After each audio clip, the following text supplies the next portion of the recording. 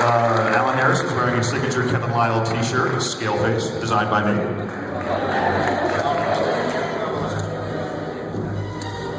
And we have Forlong, Chris Parsons.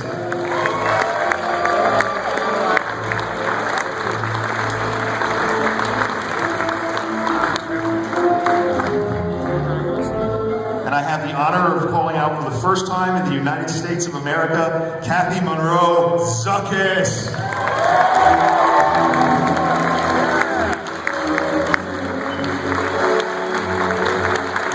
All right, this awesome panel is still up. I don't know if you noticed, but I have you actually in the order that you're in the movie. All right, this panel is too big for me to do by myself. I'm going to call out my buddy Frank Rich from Star Wars Autograph Collection. Frank, come on out.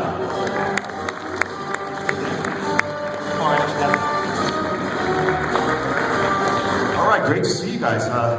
How y'all doing? Oh, we're good, thank you. See, my mic is just on. Everybody doing all well tonight? Alan? Are we doing good? Yep. Okay, can you hear me okay? You can open this up to a Q&A. I hope that a lot of you have questions. Is that close enough for you all at the back there? Can you hear me? Raise a hand. Thank you. Okay. You're very good. My colleague here is going to be going out in the audience with a microphone to ask the audience if they have any questions. But I'll start the first question off. I want to know if I can go down the line with all of you and ask how you got the part, your first part in Star Wars. I know some of you played multiple characters, so we'll start with Paul. If you can describe how you got the part for Greedo. Well, I can, Kevin, thank you. Well, first of all, thank you all for coming. It's wonderful to see you all. You all look amazing. I should come and greet each and every one of you personally at the end of the session, so it may take some time. How did I get the job in Star Wars? Well, I was working as a very, very young actor for the BBC in London in a kids series called Jack and Ori. But there's none of you old enough in here to remember that. It was a long, long while ago. But it was a kids series in London. And I was in it with an actor called Anthony Daniels, who was, I think he played some gold robot or other, didn't he? Something anyway. And he rang me up one evening and said, yeah, Paul, I'm doing this science fiction movie. This is 1976, remember. I'm doing this science fiction movie, and the director said to me, do you know, he's asked if there's any other character actors that could come and play an alien. Would you be interested? I said, no, really, no, I couldn't possibly do that. How much? All right, I'll be there tomorrow morning. So the next day, I turned up at Elstree Studios on this massive sound stage, which was quite impressive for a science fiction film at the time, because in those days, the science fiction movies we were doing in England, and you guys were doing things like Attack of the Killer Tomatoes. So I thought that's what I was going to be doing. But no, the sound stage was very impressive, but nobody there. It was very early in the morning, about 6:30, 7 o'clock. I'd arrived really early on an early train, and I was really hungry and thirsty. And there was one guy right in the far corner of the room. So I thought, I'll go up to him, see if he knows what's going on. So I went and said, hi, my name's Paul Blake. I'm here for some movie called Star something or other. Do you know, oh, you couldn't get me a cup of coffee, could you? I'm desperate for a cup of coffee. And he said, yeah. So he went off, got me a cup of coffee, brought it back. And I said, you don't know this guy, George Lucas? Yeah, he said, I'm George.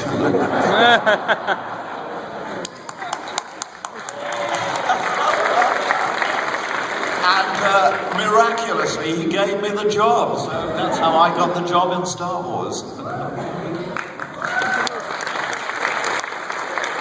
that why Greedo was shot within like 30 seconds of his first scene? Yes, actually, my story is a little bit more pedestrian. I'd been doing several films.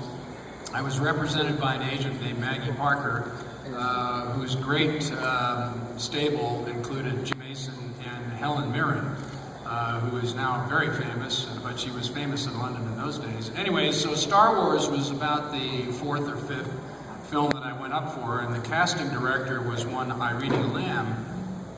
And so I went in for the interview, and she said, okay, I think we'll let you know. That's usually what happens. And several weeks later, I get a phone call from Maggie saying, darling, you've been cast in Star Wars. And I knew what Star Wars was, although in the UK, it was not really known, as Paul is saying, as something that's as big as we all know it now, although in America, it was obviously very much of a sensation. So, and I had friends that were in the first Star Wars. Anthony Forrest in particular was somebody that I knew, and Anthony Daniels I knew socially, and he told me a little bit about it at a cocktail party that we went to. But I really didn't know what to expect. So I arrived on the set with a number of other Rebel pilots. I was cast not as Bespin Boba, but as Dak. Well, actually, no, I wasn't. I was cast as a Rebel pilot. And so I walked on the set, and they said, well, John, you're going to be Mark Hamill's co-pilot. And I went, oh, that's fantastic. That people will remember that. And then there was the second half of it. Well, that's the good news. The bad news is you're already dead. So that's how that happened. A Norwegian extra who I'm really trying to track down, and I've asked every fan that I run into from Norway, find me the extra, because we're one big family here, and I would love this gentleman to partake of being with you folks as fans, signing as Dak. I think that'd be great. Jeremy has always been very, very generous in my case of, acknowledging me as part of the Bespin, or part of the Boba Fett legacy. So, as Daniel Logan puts it, we Fetts are all one big family. After all, we're clones, so there we are.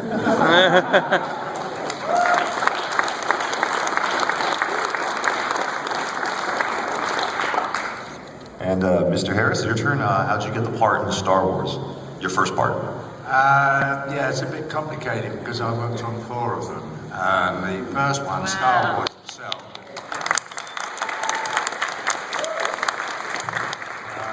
I'll keep it short. The first one, Star Wars itself, I was sent down. I was always an extra and stand-in. I was never an actor. So I was lucky, but believe me, I'm lucky to be here. I'm the luckiest guy in the building. However, I was sent down to Shepperton, biggest stage in the country at the time, on H stage, and I had a hangar full of X-Wing fighters outside the offices. And at first I was a mechanic working on the X-Wing fighters as, in overalls, grey overalls, and then I was chosen to be a rebel commander to escort Carrie Fisher under an X-Wing fighter, and she stopped me and said, wait here. And she went over to speak to Mark, who's on his X-Wing, and they had a chat for about 30 seconds, which could be interpreted as a love scene or whatever. It developed a different way later on. Anyway, when they finished that, she came over to me and we walked down the hangar. And that was Star Wars. I don't know if you want me to move on to Empire. You can mention Bosk. I think that would be a good idea. I think you guys want to hear about Bosk, right? Yeah. Before Empire started, in September, I was called to the studio to, they wanted a size of person to make a costume around. I didn't know who the actor was going to be to do it. And so my size was perfect for it. And so I went down there 4 times to have bits and pieces applied to this white costume, pieces of plastic with arms, shoulders, knees, everywhere. And the 4th time I went there, they finished the helmet, the backpack with the rocket in it. And so I was all kitted up. And they did some adjustments behind my back, which was turning on valves. And I didn't know the meaning of it because a week before I had, on the 3rd fitting, I had to press my wrist here like this. It was an igniter, like a lighter igniter. And lo and behold, a flame came out of my wrist 4 feet in front of me. It was a flamethrower they had fitted on my back. Thank goodness it didn't backfire. I would have been blown to pieces. And fortunately, the person that got the job was our friend, Jeremy Bullock, and he's a wonderful guy.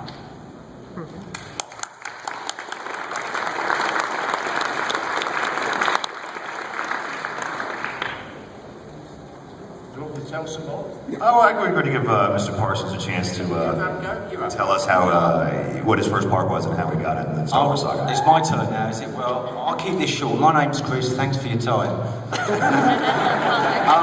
Okay, I'm guessing you guys probably want to know more about Fall On than anything else, but I'll give you a brief history on how I got involved with the trilogy. I got a call one day to visit Elstree. No one told me what it was. Drive up to Elstree, we're showing into a little dressing room, and there's a costume on the bed, which turns out to be C-3PO. And they wanted me to get inside this costume to basically act as a double stroke whatever for the principal guy, someone called Tony Daniels, never heard of him. So anyway, it turns out that half a dozen guys beforehand had sort of gone up and tried to get into this costume, and they'd got to various stages of maybe getting the legs on or a breastplate, and they couldn't go any further. One guy apparently got the full kit on except for the helmet, and as I'm sure you lot know, the helmet is screwed on, and once it's on you can't get it off. Well, one of the stories was that somebody had it on and sort of basically went berserk in there because he was trying to get it off, so he got kicked out. And then it was my turn. Well, I was determined to get into it, so I got into it, had the mask on, and I thought, okay, well, here we go. And then I was taught how to do the walk, and it went on from there. Now that led to all the other characters I was fortunate enough to play, such as K3PO, E3PO, and of course Fall On, which I like to call Foreskin, but there you go. So, Fall On at the time wasn't called Fall On, he was purely called Insect Head, which was cool. And there again, as most of you probably know, most of the body parts are like C-3PO, the breastplate is slightly different, and the helmet. Now when we came to obviously film things with Fall On, as always the case, we worked on it for quite a long while. I'm happy Alan will agree on this. We filmed lots of different shots, but then surprise, surprise, when the film comes out, there we are, hardly anything. So I think that gives you an idea of how I got involved, but I'll pass over to Kathy now and she can tell you her bit. Thank you, Chris. First of all, I'd like to say thank you so much to everybody. You've made me feel so welcome on my first visit signing in America. So first of all, I'd like to say thank you very much. My journey into Star Wars started, I went to Italia Conti Stage School, which is a stage school in London. And I just finished, and one of my first jobs was to go to Elstree and to work on a film called Empire Strikes Back. I had no idea at all what they wanted me to do, so they just said, go along and you're going to be fitted for a costume. So when I arrived at the studio, I was just 18, I was very nervous, one of my first jobs. I got there and they said, right, yes, you're the right size, you're the right height, everything. And they brought out this okay sort of costume. It looked a little bit complicated because it had a cylinder on the front, but it seemed quite okay to wear. And during this fitting, the wardrobe man at the time, he said to me, are you claustrophobic? And I'll be honest with you, I didn't really know what that meant. So I said, oh no, I'm not claustrophobic, whatever that means. And they kept saying this during the fitting. And then the next time he left the room and he came in with the head of, we now know as Zukas. And I just looked at it and it just reminded me of a diver's helmet. So he said, oh, we'll be okay, and he put it on my head and he twisted it, and like Chris just said, you couldn't get it off yourself. And I just felt, oh God, what am I going to do? And I did actually panic, I'll be honest with you. And I just thought, you know, I'll be all right. And I kept thinking, I need the money, you know. I'm a poor student and I've just left stage school. So whatever happens, I've just got to do this job. And so I actually was quite frightened. So anyway, it went on, and obviously we had to go for more fittings, and different things were added. And then the time came when obviously I met up with Alan and Jeremy and Chris, and Dengar, who unfortunately is not with us anymore. So, you know, he's always with us. Every time we sign, we always see his picture there with us, so we always think about him. And basically, that was the story. That's how I got into Star Wars. I hope I haven't bored you all, but...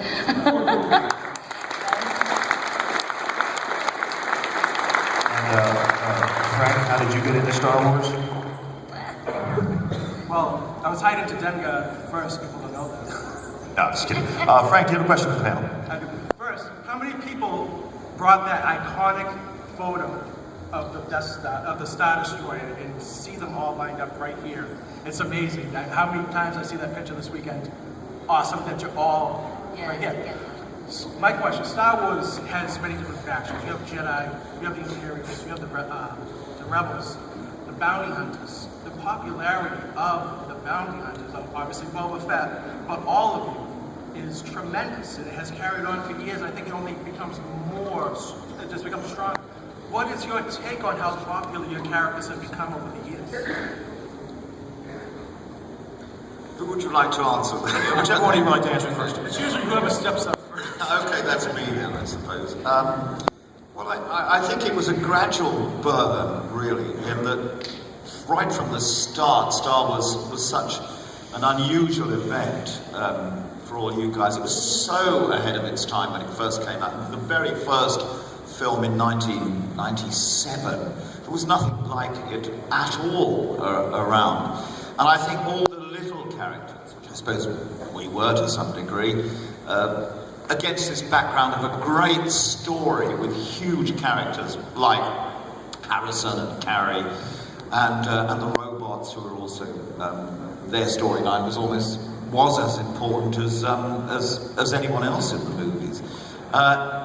Is that the little characters became as important for you guys as it did for us, I suppose, and we were really lucky that there was so much concentration on the tinier characters. Just because you wanted to know more and more and more and more about the whole universe that George Lucas had created, and still do, and are going to find out, because as you know, the next three are already, well, at least the next one is in pre-production at the moment as we speak, so you're going to continue to find out about the little characters and the big characters. But we were all extremely fortunate that we were there at that moment in time. And I think after you've seen all of us sitting here along this table, you know that there's hope for you yet.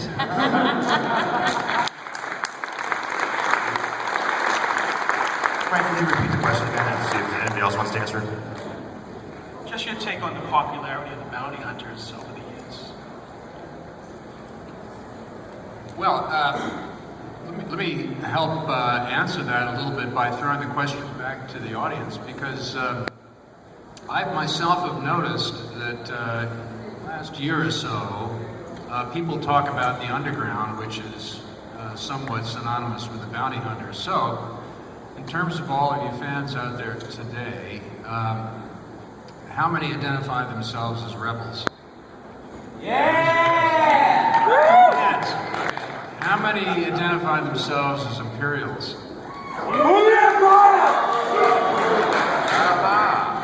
Folks, does that mean that the rest of you identify yourselves as the underworld? Okay, there's some hands that are missing. Anybody, well, how do you self-identify? Is there anybody that's not an underground or a rebel or an Imperial? Mandalorian. But isn't a Mandalorian a part of the underground? No?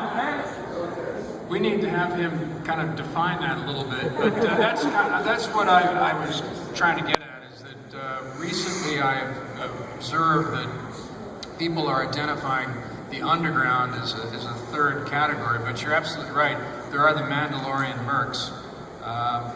Frank, you're in a better position to kind of answer that, but I'm done. I can't add much more to that, but you all have been great. So it looks like there's a third of those that want to identify.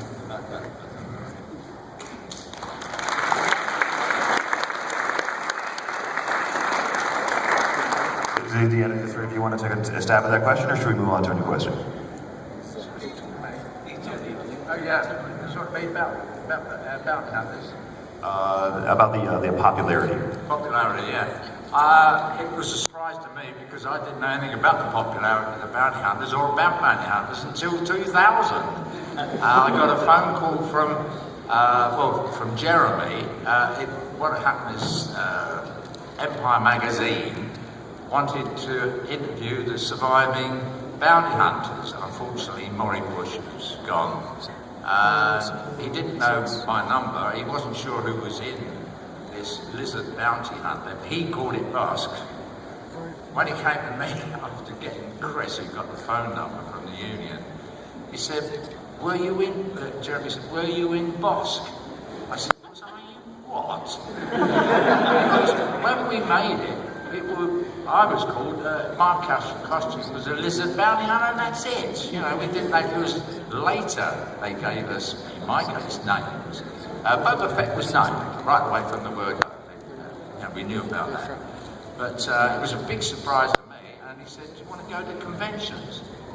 I'd never heard of conventions. And I was invited to one after Jeremy's contact to Cheshunt in North of London, Hertfordshire, Jason Joyner, and I couldn't believe it. The queue, we had this like we are here today, and then when I finished, we were down there, and I had a queue to the back of the hall, like this hall here, and it didn't go down for 2 hours because it's the first time anyone knew who I was and etc.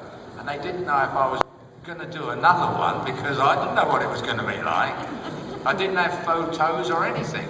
And anyway, I liked it afterwards, and I got asked to other places as well. So I'm very lucky to be here, believe me, and I love the fans. You've got to like people to do this. If you don't like people, and I've met some that don't, they're not very good. They're not very good for you, they're not good for themselves. But we all like people, and it makes it a joint thing. We enjoy talking and informing. We like it.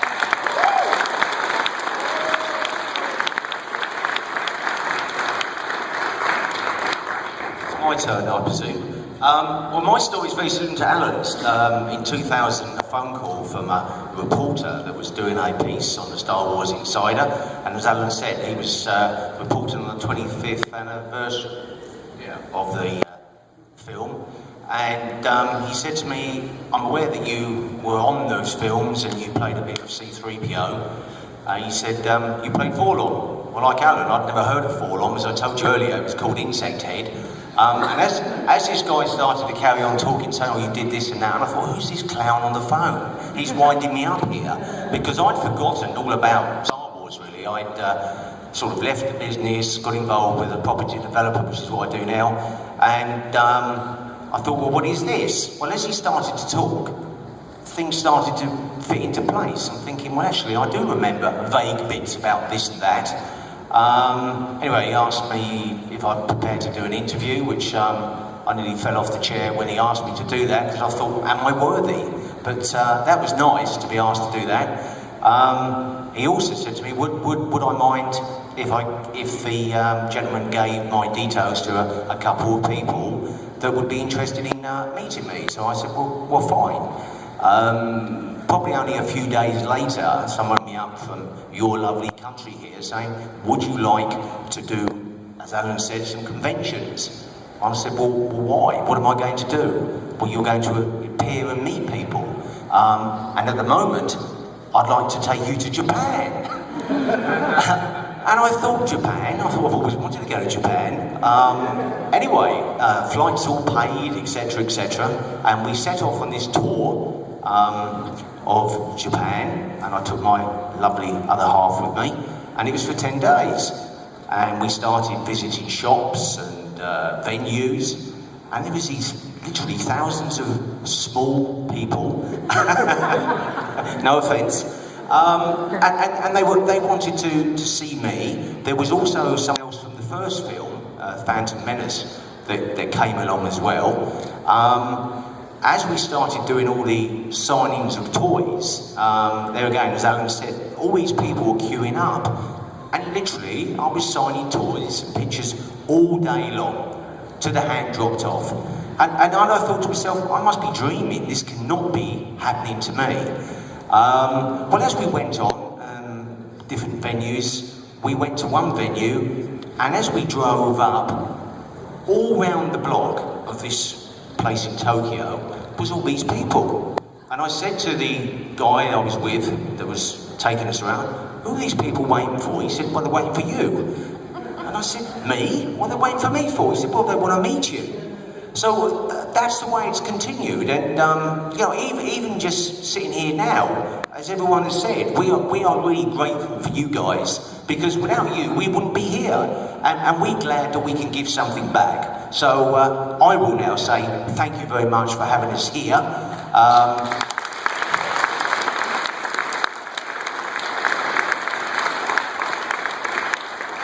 And I'll pass it over to Kathy for her little story now. Might not be that little, Chris. Anyway, well, I won't bore you all with this. Please tell me to shut up if you want me to. But my journey, really realising the importance of being a bounty hunter, was in 2007. I was working at the BBC, and we were having a coffee break, and we were just sitting there, and we were just talking to some colleagues about different jobs that we'd been in, all the different sort of programmes we've been on, films, and I just happened to say, along with the other work that I've done, that I worked on Empire Strikes Back. And this guy who I hadn't met before, he said, oh, well, what were you in Empire? And I said, I was a bounty hunter. And I know this sounds so ignorant and I feel really foolish, but I couldn't even remember my character's name, and that was in 207. I know it sounds bizarre, but this is really true. And he said, well, can you describe the costume to me? So I said, that is one costume I will never ever forget. So I went on to describe it, and he nearly fell off his chair. He said, don't you know who you were? He said, you were Zukas. And I went, what? He said, don't you know people want to meet you and go to conventions? And I thought, we've got a right one here, another nutter. I said, all right. He said, please give me your number. He said, we've got to keep in contact. So I did, you know, I felt a bit sorry for him, really. And the next day, it was about 7:30 in the morning, and it was a Saturday morning, and it was him on the, because we have an answering machine, and it was his voice, and he was saying, oh, Kathy, he was so excited. My husband said, who the hell's that? He said, what's he talking about? Zuka's Star Wars? Because, you know, I don't even think I discussed that much with my husband, you know, I mean, you know, and anyway, in the end, cut a long story short, we started to find out from other people in the film business who I knew, and they said, oh no, you know, it is genuine, you will be asked to go to conventions, people are interested in your story and they want to meet you. And like Chris, Alan, I was just dumbstruck, and I was invited to go to Japan as well. And that was just amazing. One memory that really sticks in my mind, it was like this toy shop, and it was just filled with all action figures, not just Star Wars, but other sort of films. And they're all queuing up, and this young man stood in front of me, and he just burst into tears. And there was a translator, and I just thought, what's wrong? Was he crying? I hadn't even said hello, and I thought he's crying, you know. And she translated it back to me, and he said he's just waited, he's been wanting to meet you for so long, and it just touched my heart, it really did. And, you know, he had like all the other bounty hunters' signatures, and he was just waiting for mine, and it just made his day, and I was just so moved, and I started to realise what it meant to the fans, you know. That's when it really hit me, that, you know, we are important, and, you know, it's we're still here, and it's so great to talk about such a brilliant film, and, you know, long may it last, and it's just a privilege for us to be here to talk to you and answer your questions as best we can. So I hope I've done that.